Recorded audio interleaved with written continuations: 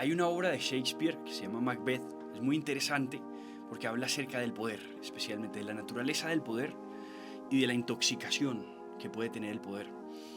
Macbeth fue un soldado de Escocia que después de librar una gran batalla se le acercan unas 3 brujas y le profetizan que algún día iba a convertirse en rey de Escocia.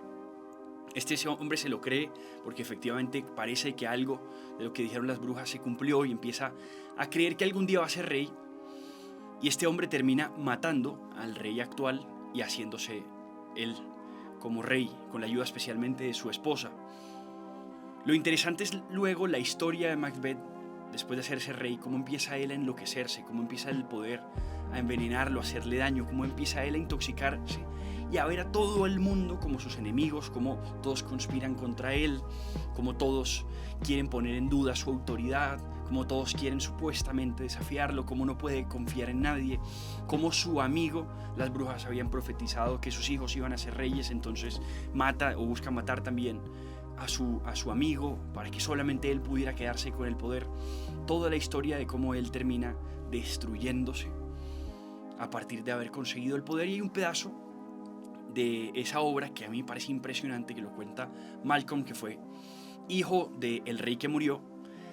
Él llega y hablando con otra persona le dice: recuerda que este tirano, cuyo nombre envenena nuestras lenguas, alguna vez fue reputado como un buen hombre. Y a mí eso es lo que más me parece interesante y es de lo que vamos a hablar hoy. De si el poder corrompe o no, de cuál es el efecto del poder en las vidas.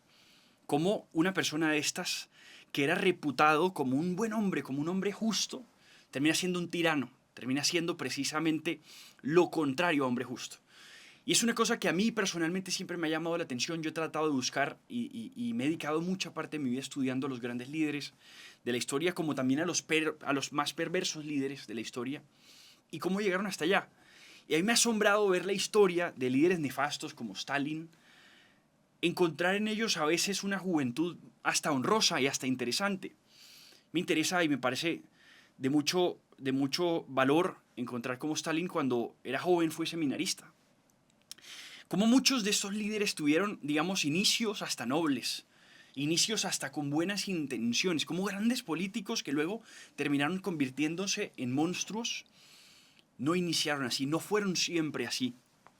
Es algo que siempre me ha llamado la atención, especialmente qué pudo haber sucedido en el camino, qué los dañó, qué hizo que se acabara esa buena historia, si es que el poder o no corrompe.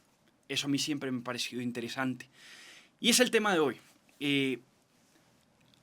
Hay un hombre que seguramente es quien dio esa frase y la transmitió al mundo, se llamó Lord Acton, que decía precisamente eso: el poder corrompe y el poder absoluto corrompe absolutamente. Lord Acton fue un pensador inglés interesante, católico además, pero ha sido una frase que de todos modos ha estado en disputa. Mucha gente la ha criticado y dicho: no, pues puede que sí, puede que no, depende. Hay una tradición griega, especialmente de un hombre que se llamó Vías de Priene, un griego sabio, que a partir de él su frase ha tenido eco en muchos otros, que más que decir que el poder corrompa, lo que él decía era: el principado revela al varón. Es una forma de decir: el poder revela. Y entonces ha habido toda esa discusión siempre de pronto el poder no es que corrompe, sino más bien es que revela el corazón. Y puede que a veces algunas personas, debajo de intenciones nobles, tenían escondido un afán de empoderarse o de dominar. Y a esa frase le hizo eco Santo Tomás de Aquino en su libro de Regno, y llega y dice precisamente eso, que el poder, más que corromper, revela.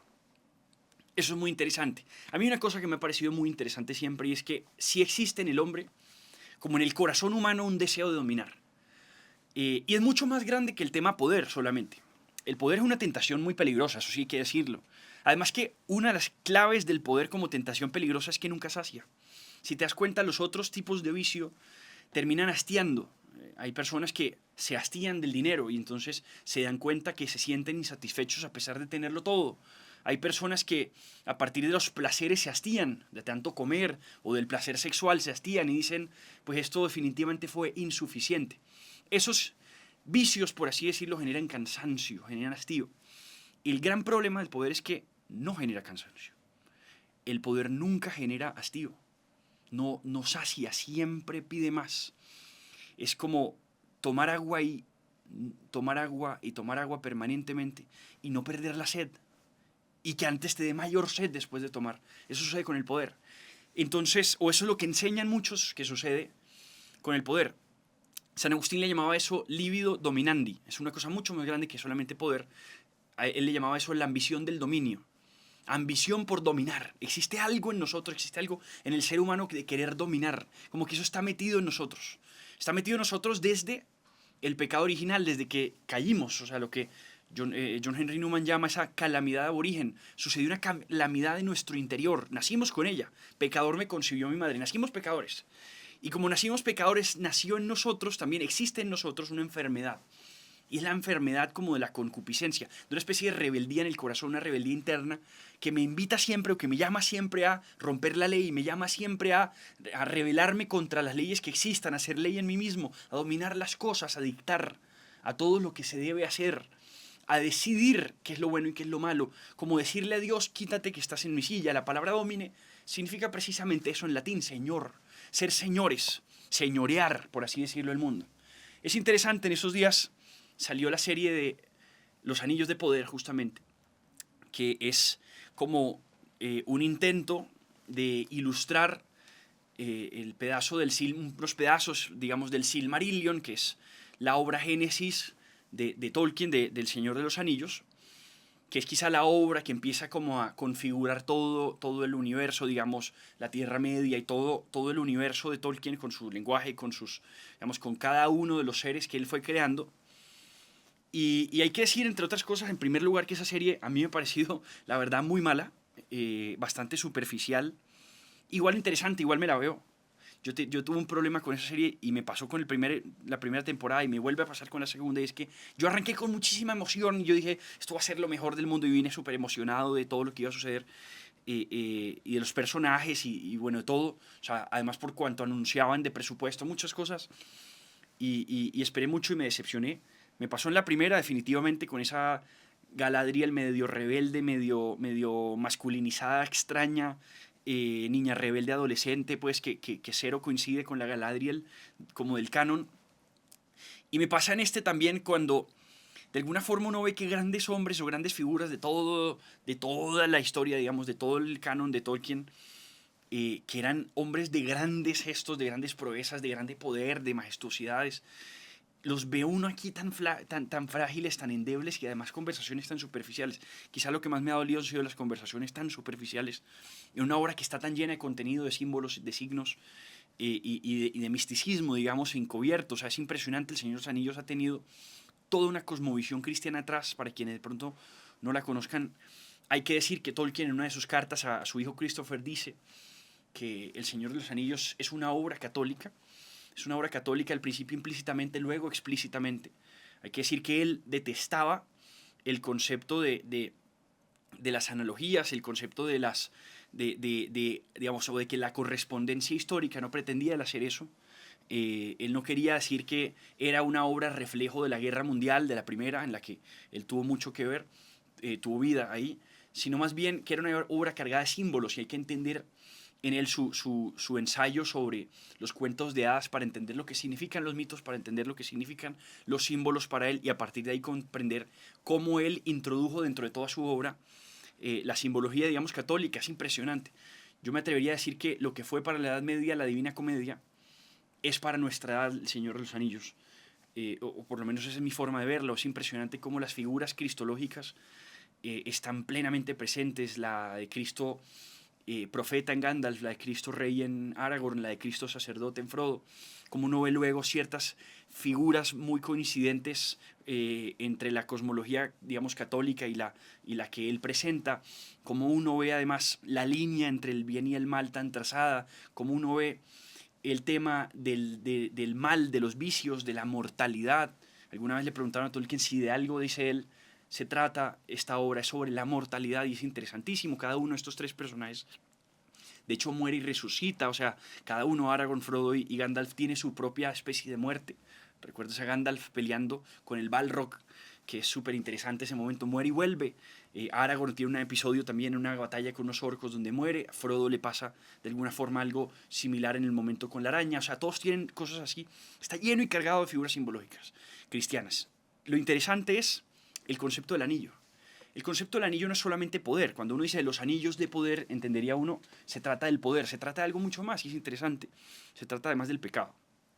Sauron es una especie de estafador, es alguien que engaña y es un maestro en estafar. Y es un maestro en utilizar las buenas y nobles intenciones, maximizando la ambición de poder que tienen, o de dominio, más que de poder, de dominio, de las personas, y a través de ahí irse introduciendo. Yo creo que si algo le logro rescatar, que igual vale la pena vérsela, véansela, creo que en muchos sentidos es bonita, apela a ciertas nostalgias de las obras anteriores, en otras creo que le hace mucho daño al canon y parece hasta irresponsable, pero igual véansela.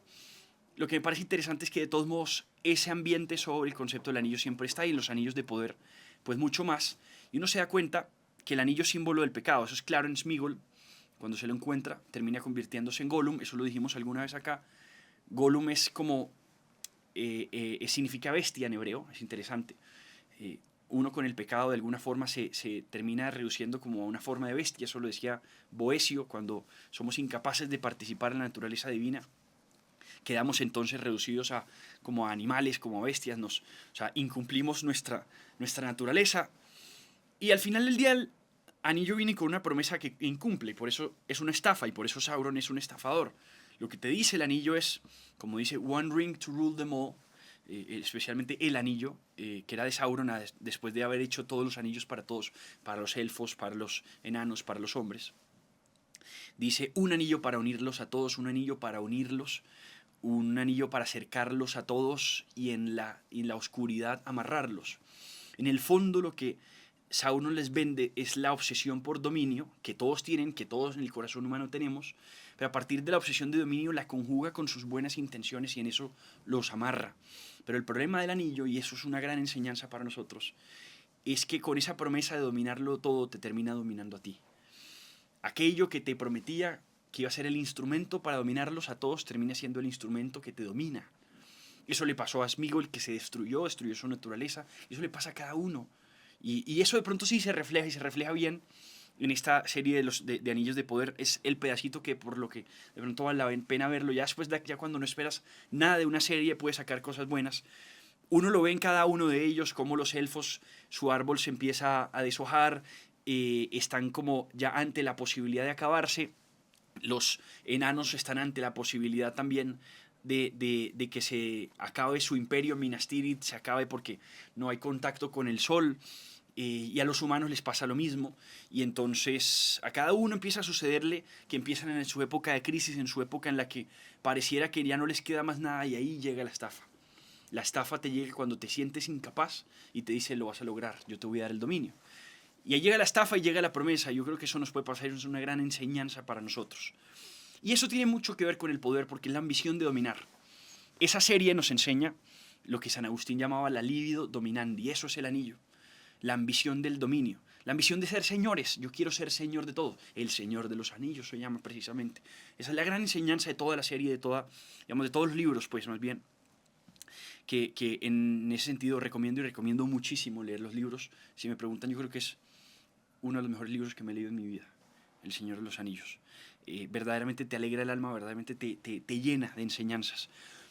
Y al final, el ser humano lo que sí tiene es eso, tiene una especie de deseo por dominar, que entonces se puede pervertir, que entonces lo puede destruir. Uno puede tener grandes deseos, y entonces se nota, por ejemplo, que Celebrimbor, que está creando los anillos, tenía buenas intenciones. Quería con los anillos ayudarle a la gente a desarrollarse y a superar su crisis. Sauron, que se le aparece, lo estafa y lo engaña, y le hace creer que lo que está haciendo con eso, al darle muchísimo poder, es salvarle la vida. Se aprovechó de su buena intención y le dio eso. Y es lo que le pasa a los grandes gobernantes, que inician creyendo que estaban, qué sé yo, destinados a cosas grandes, que inician siendo nobles y humildes, que inician, digamos, como sin matar un mosquito, pero luego empieza uno a decir, el poder te ha corrompido, el poder te ha destruido. Se te olvidó de dónde vienes. Ese tipo de frases existen en la vida de un poderoso, digamos, en la vida de un político. Yo llego a concluir una cosa, y esta es mi conclusión de pronto a partir de todo lo que se ha enseñado, a partir de todo lo que existe. Yo llego a concluir una cosa, y esta es mi conclusión a partir de como todo lo que se ha enseñado, todo lo que existe, todo lo que la iglesia y la tradición, la filosofía clásica enseñan. Y es que definitivamente más que corromper, el poder revela. Y el poder revela a veces ambiciones de dominar que teníamos guardadas en el corazón. Es como eso que dicen del matrimonio también, que en el noviazgo, en la relación de noviazgo de una pareja, conózcanse y conózcanse muy bien, porque las cosas que se ven pequeñas en el matrimonio van a crecer, tanto lo bueno como lo malo, se van a hacer más grandes en la convivencia. Yo creo que eso pasa con el poder. El poder sí puede llegar a intoxicar cuando una persona está bajo, digamos, la saturación de elogios, o sea, cuando te están reventando elogios todos los días y te hacen venias y te sacan alfombras rojas y todo eso. Hay un punto en el que la adulación empieza a causar un daño. No debería causarlo, porque el poder no debería ser para eso. Y aquí la gran enseñanza, el poder no debería ser malo, porque el poder es una cosa creada desde siempre. Alguna vez Santo Tomás de Aquino, discutiendo con el concepto de San Agustín, porque San Agustín más o menos enseña que los poderes existen para reprimir los efectos de la injusticia o del pecado. Santo Tomás dice todo lo contrario. Es que antes del pecado, en épocas de Adán y Eva, ya existían jerarquías, ya existían mandos. Es más, en el cielo hay jerarquías, entre los ángeles existen jerarquías. Por tanto, la jerarquía en sí misma no hay mala. Incluso hay leyes o cosas para, digamos, para gobernarnos que no son solamente para reprimir nuestra injusticia. Las leyes de tránsito y demás no son solamente para impedir que hagamos cosas malas como las leyes penales o algo así, sino que es para ordenarnos y está bien. O sea, el poder sirve no solamente para subordinar, sino también para coordinar. Nos ayuda a ordenar la vida y eso es bueno. Entonces el poder no es necesariamente malo en ese sentido, tiene un propósito. Y ahí yo creo que la gran enseñanza tiene que ver con cómo se entiende el poder. Hay quienes entienden el poder para dominar, hay quienes entienden el poder para cuidar. Piensa en esto tan sencillo. Ser papá. Ser papá es adquirir un poder nuevo. Pero es un poder que para nada daña el corazón ni lo corrompe. Todo lo contrario, es un poder que ennoblece el corazón. Es un poder que demuestra que tu corazón puede ser todavía más amoroso, todavía más noble, todavía más dulce. Te hace descubrir lo que no sabías que en ti existía. A ese poder le llamamos la patria potestad. Es un poder que se ejerce de alguna forma, es una especie de autoridad que se ejerce sobre alguien que se te ha confiado. Pero es la persona más indefensa que existe, la persona más inerme que existe, se ha puesto en tus brazos. Y ese poder nunca se entiende por dominio. Ese poder se entiende porque la vida de esta persona indefensa depende de mí, de nadie más, sino solamente de mí. Y uno lo ve, y es impresionante. Yo, con mi hijita que tiene 6 meses, me doy cuenta de, yo a veces la dejo en la cama y dejo que ella misma, veo a ver qué intenta hacer. Y entonces ella apenas está aprendiendo a gatear, todavía no gatea, entonces salta como una ranita, entonces es muy chistoso. Y yo la dejo y hay un momento en el que está en la esquina de la cama, está a punto de caerse, y yo la dejo a ver si ella intenta, obviamente yo estoy ahí, estoy pendiente, a ver si ella como que es capaz de pensar que no le va a pasar nada si se lanza. Y efectivamente salta, y ahí estoy yo, está en mis manos, yo la sostengo, pero digo, es increíble, o sea, ella jura que nada le va a pasar si se tira de la cama. Ahí estoy yo para cuidarla. Y eso me hace ver de alguna forma su indefensión, su absoluta dependencia de mí. Y eso me parece también la belleza de la paternidad, porque me muestra para qué está hecho el poder de ser padre. Compara esa relación, ese vínculo, compáralo ahora con cómo se ejerce el poder hoy en día, y es totalmente distinto. No se ejerce de esa forma, todo lo contrario. A los débiles no se busca cuidarlos, se busca utilizarlos. Es impresionante cómo nuestros políticos lo que son unos estafadores. Por eso decía Gómez Dávila que el pueblo no elige a quien lo cura, sino a quien lo droga. Porque es la realidad. Hoy tenemos un presidente que se dedicó a estafar a partir de ilusiones a la gente en campaña. Durante su campaña conquistó el corazón de las personas, eso es innegable. Conquistó el corazón de muchos. Enamoró con su mensaje, ilusionó con un proyecto. Dio una esperanza y la sembró. Hizo clic con el corazón de los colombianos, lo logró, pero una vez llegó, se dedicó a llenarse él de los lujos que criticaba, se dedicó a llenarse él de las complicidades con las que afirmaba estar en contra, terminó él participando y siendo culpable de todo lo que siempre criticó. Y uno a partir de ahí empieza a ver esa frase de Bolívar que dice: de nada sirve ganar la guerra si no se sabe administrar la victoria.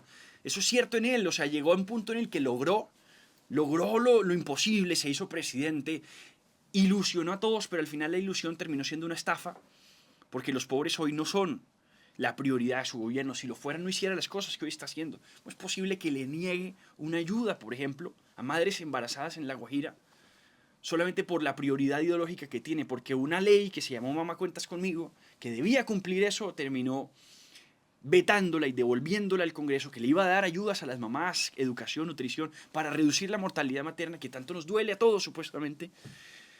Pareciera que a ellos no, pero por la razón de que supuestamente los hombres también se embarazan y entonces los hombres que se embarazan no estuvieron incluidos, entonces se niega eso. Y ahí uno se empieza a dar cuenta que su lealtad no estaba con los débiles, con los que debíamos cuidar, su lealtad estaba con su ambición de dominio. ¿A qué me refiero con la ambición de dominio? Con su ideología, con imponer su ideología a todo el mundo, con que las personas adoptaran su cosmovisión y le importa más su lealtad ideológica que incluso cuidar al débil. Y ahí es cuando te das cuenta que fracasó. Ahí es cuando te das cuenta que no llegó a ninguna parte. Y eso pasa todos los días, entonces está el contraste, el poder corrompe. No, no debería corromper. Y eso el problema es que muchos ilusionaron con el llamado a cuidar al débil, que es el fundamento de un gobierno realmente. El llamado a servir, porque al final del día un gobierno rige, dirige, por supuesto, es como Platón decía, como manejar el timón de un barco, por supuesto, pero está en función del bien común, lo dijo Aristóteles, lo enseñaron todos. La gran función de la política es que sea el arte del bien común. Cuando el bien común dejó de ser su norte, su interés, entonces se perdió, porque no es para cuidar, es entonces para dominar, y eso es lo contrario al bien común. Por eso decía San Agustín en La Ciudad de Dios algo interesante, que a los primeros gobernantes Dios más los hizo pastores de ovejas que líderes de hombres. Es el caso del rey David, es el caso de muchos, porque pastorear una oveja es saber gobernar. Quizá la mejor imagen de un gobernante, si algún día te gustaría ser gobernante, imagínate un pastor. El pastor no quiere, digamos, no aspira a un gran cargo. Él sabe que administra un rebaño que ni siquiera le pertenece, que no es suyo. Un pastor es un administrador de un rebaño que no le pertenece. Eso era el rey David. Y eso es lindo. Ahí está la clave. Pastoreo un rebaño que no me pertenece, que me confiaron. Se me confió cuidar a estas débiles. Y el pastor muchas veces le toca ser duro. Por supuesto que sí. Mi papá a mí siempre me enseñó, quien le tenga miedo a los lobos no puede ser pastor. Si no enfrentas a los enemigos de las ovejas, pues entonces, ¿qué clase de gobernante eres? Por supuesto, tienes que cuidar al débil. Pero tu gobierno, tu autoridad está en función de cuidar a los débiles, si no, no tendría ningún sentido. Y ese es el poder que ennoblece. Ese es el poder que transforma el corazón, que no debería corromper. Antes debería sacar de ti incluso más, hacer de ti un camino de santidad. Yo creo que eso es una cosa radicalmente distinta a la que nos están presentando hoy en el mundo. Y ante eso hay una realidad aquí, y es que el concepto del bien común es clave para entender el poder, porque la tradición de la iglesia, el catolicismo, la filosofía clásica ha enseñado siempre que, y esto quizás es como la última enseñanza, que palabras como placer, poder y tener no son necesariamente malas. El placer no es malo, el poder no es malo, el tener tampoco es malo. En ese sentido nosotros no es que seamos del todo anticapitalistas, porque tener no es malo tener posesiones. El placer no es malo y en ese sentido nosotros no somos puritanos, no hay que hacerlo. Y por supuesto el poder tampoco, y nosotros por eso no denigramos de la política, todo lo contrario. Llegamos incluso a afirmar que puede ser una especie de altísima forma de caridad. Para Santo Tomás de Aquino, dice él que los que más se asemejan a Dios son los gobernantes porque tienen a su cargo el bien común, o sea, tienen a su cargo a todos. Y Dante Alighieri en la Divina Comedia sitúa en esferas del cielo mucho más altas que teólogos y filósofos a los gobernantes justos. Son gobernantes justos, es mucho el bien que puede hacer. Sin embargo, hay que hacerlo bien, hay que ordenarlo. Y lo que la tradición ha enseñado cuando habla de placer, poder y tener, es que eso tiene un orden correcto. ¿Y cuál es el orden? Muy sencillo.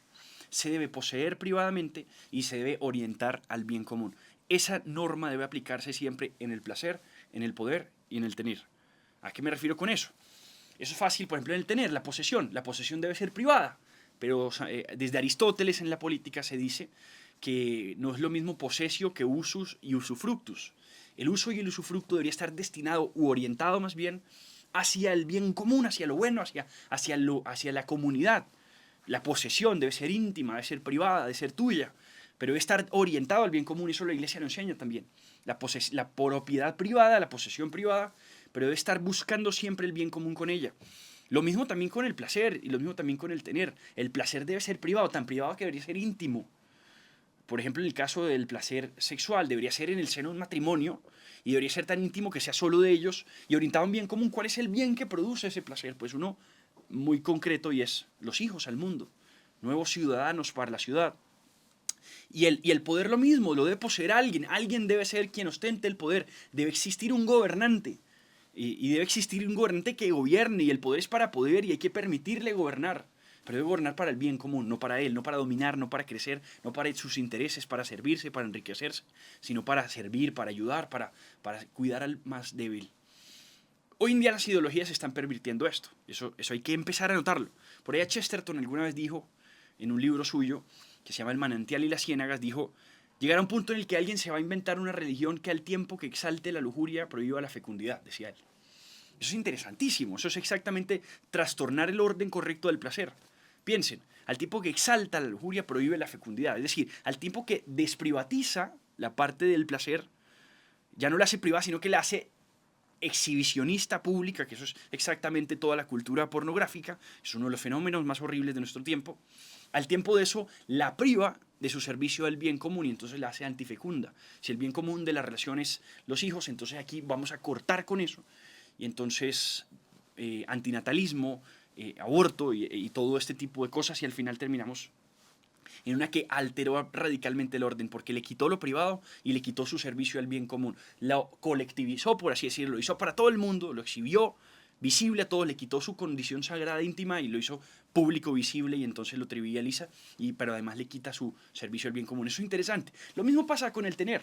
Entonces los comunistas llegan y dicen, no, pues propiedad colectiva y entonces exprópiese, pero al final es exprópiese, al final ese yo te lo quito y entonces yo lo distribuyo, al final no es la distribución para todos, con esa idea de que el Estado somos todos, nos han engañado, porque el Estado no somos todos, el Estado es unos cuantos que administran esa empresa, el Estado es la empresa del pueblo, y aquellos que administran esa empresa luego se quedan con ella, y entonces el monopolio del Estado, y entonces expropian para quedarse con ellos con esa riqueza, para por medio de la burocracia justificar su enriquecimiento. Y eso es una realidad, y entonces terminan también alterando el tener. Y se termina al final del día alterando el poder, porque el poder que debería ser privado y propio y que lo debería ostentar alguien, termina no ostentándolo nadie, sino que se termina desvolviendo una conjunción de intereses. Y entonces cuando alguien gobierna es cuántos tienen, cuántos invirtieron. Y hoy en día es fácil saber, en muchos políticos sus donantes luego son sus contratistas, y uno empieza a ver cómo esos que participaron en la inversión de una candidatura son los que luego participan como con acciones de un gobierno, y uno ve que siempre son los mismos clanes, son unas personas, son unos nombres y todo eso. Entonces el poder al final le pertenece a unos muchos y al final no sirve el bien común porque solo sirve para enriquecerlos a ellos. Y esa es la realidad de nuestro tiempo. Entonces tenemos una situación donde tristemente, esos órdenes se alteraron. Y ese es el gran problema. No es que nosotros nos opongamos al placer, no es que nosotros nos opongamos al tener, ni que nos opongamos al poder. Nos oponemos a cuando se hace desordenadamente. Y hay una correcta forma de hacerlo. Para eso debe iniciar eso en el corazón. Debemos iniciar creando líderes que entiendan que el poder debe ser para cuidar, que el tener debe estar en función de no dejar tirados a los más pobres, y que el placer de nada sirve si no se ordena por la virtud, especialmente la virtud del amor y de la caridad. Cuando encontramos todo eso, entonces descubrimos que estas cosas sí tienen un sentido. Porque al final del día, Dios no crea cosas malas y el diablo no es capaz de crear. El diablo solo puede trastornar lo ya creado. Y esa es la clave. O sea, el anillo es esa promesa, y es interesante porque eso sale en la serie. Dice, un dominio no de la carne, sino sobre la carne. Un dominio de las cosas, dominarlas. El orden ahora lo instalo yo. Y lo instalo para que me interese a mí, para que me sirva a mí.